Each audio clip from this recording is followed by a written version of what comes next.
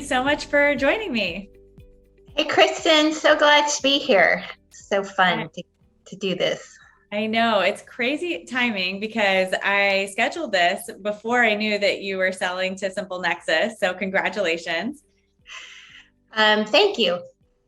Yeah, so excited for you. This is, I know, has been a huge journey, and now it's perfect timing to talk about the pivotal moments along the way.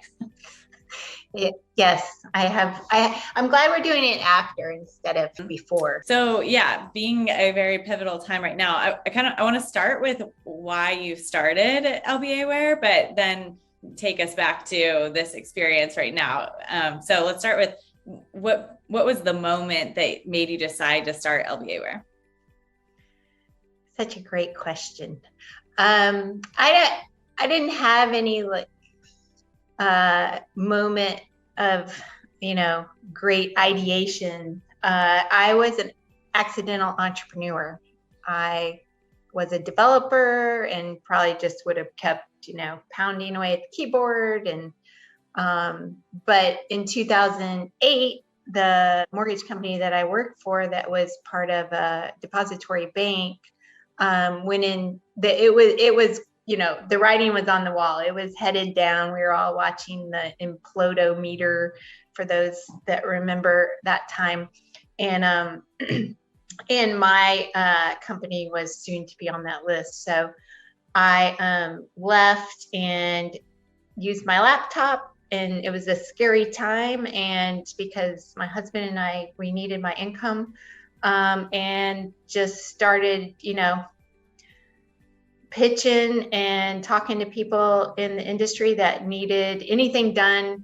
I didn't worry about making money. I was just worried about getting some sort of contract. I always say, if you can get your pinky toe in the door and do a good job, then the money will come. And that I really followed that. And that's kind of how I just started out. I didn't have to put any money in because it was just me working from my living room with my laptop and going contract to contract until I could kind of get some traction. And never, ever, ever thought that I would be a company with almost 50 people.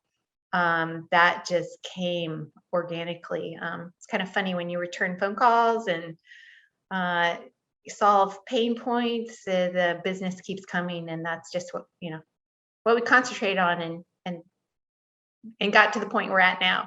Yeah, that's amazing. So, I mean, when you started, you were thinking about what's my skill set, what's my what's a need in the market, and then there was the urgency around I have to do something. Is that right? It was more, and I don't know, I'm far older than you guys. This was the same feeling I had around 9/11. It was scary. It was because my husband's a pilot, and so he immediately lost his job in 9/11, and then in the financial crisis I lost my job. And it's a very strange time, and at that point you just go back to making your payments, figuring out a way to make a paycheck. So I'd like to come up with some romantic, I had this amazing algorithm and I knew it was going to make millions. But, at the end of the day, it was, what could I do and who do I know and where could I insert myself for the next project, for the next paycheck? I think Not that's very a way romantic better story than a romantic, epiphany or something. So I think that's a great story. But it was the best thing that ever happened to me. I mean, I look back now, about that time, we had just had a third child. And I mean, my husband was like, I think he's like kind of ashen white with the idea of 3 little kids, but it was the best thing that ever happened. So it's like, you either take that leap of faith and go out on your own, or somebody kind of kicks you off the ledge. I was sort of kicked, but I'm so glad that happened. It was by far the best thing that ever happened, because running your own business is so fun.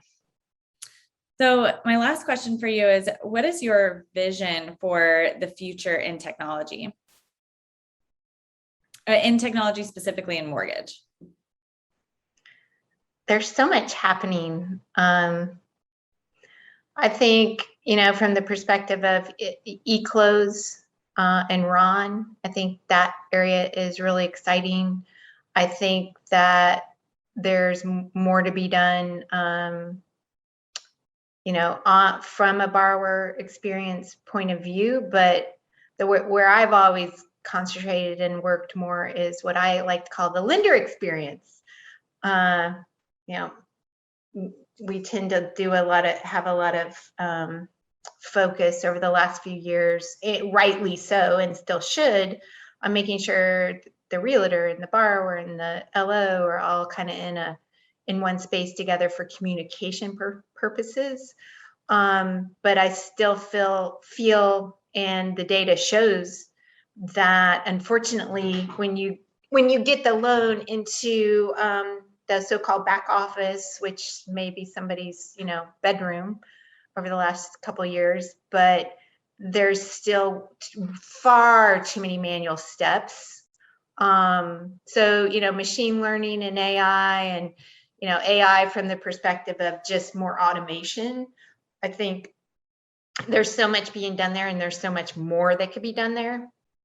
That's where I think it's exciting, and it's just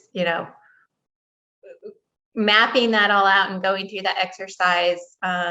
I think people are making a lot of headway if we can just kind of keep things steady for a little bit with no regulatory changes. Maybe we can make some more progress before things change again.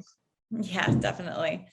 Well, I'm so excited for you being so much part of this progress and change in the industry. And thank you so much for taking the time. One quick bonus question or thing I want to bring up here is that we do have a new integration, thanks to you guys, with experience.com. And I want to give you a chance to just share a quick kind of overview of what that looks like.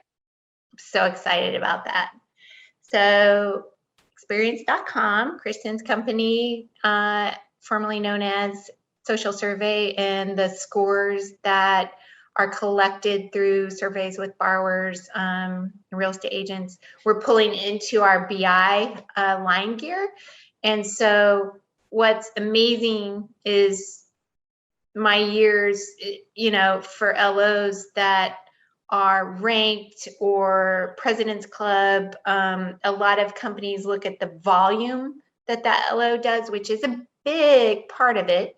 But I think it's awesome because in LimeGear, you can do what we call a weighted score, and you can pull in other metrics, which I think having the experience.com survey scores in right next to their volume, and maybe some other stats like conversion or pull through or days app to fund, you put all that together and then you rank and look at your staff, is an amazing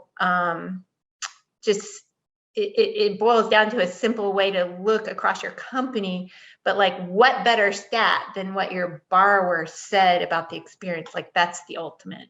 Exactly. Oh, I love it so much because when I talk about the future vision of technology and mortgage, that type of stuff, it's all about a borrower-centric experience. And I think that, customers being at the center of the transaction is where we're going and a lot of where we are right now. But if you're not measuring that and tracking that and pulling that into, everything in addition to their production, I think you're really missing the future of the industry. So really excited to have that integration. And thank you so much again for sharing and being on this Pivotal Moments podcast. And thank you, Kristin, for wearing your LBA Love shirt. Yeah. Thank you for giving it to me. So fun.